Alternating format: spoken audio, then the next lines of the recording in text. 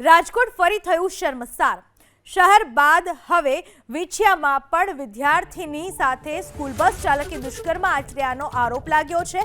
50 વર્ષના school bus ડ્રાઈવરે 5 વર્ષની બાળકીને બે વાર પેંખીને દુષ્કર્મ આચર્યું હોવાની ફરિયાદ નોંધાતા ખળભળાટ મચી ગયો।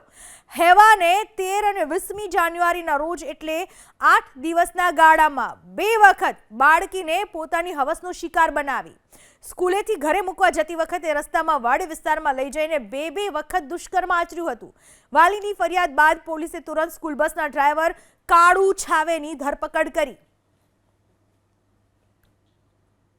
21 જાન્યુઆરીના વિછિયા પોલીસ સ્ટેશનમાં એક પોક્સોની ફરિયાદ આવેલ છે।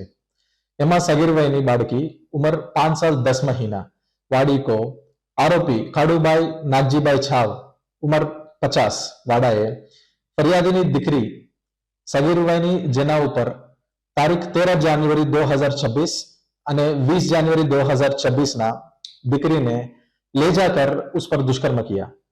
ऐसी माहिती मिलने पर विछिया पुलिस स्टेशन में रेप विथ पॉक्सो का गुना दाखिल કરવામાં આવેલ છે અને આરોપીની અટક કરી લેવામાં આવેલ છે।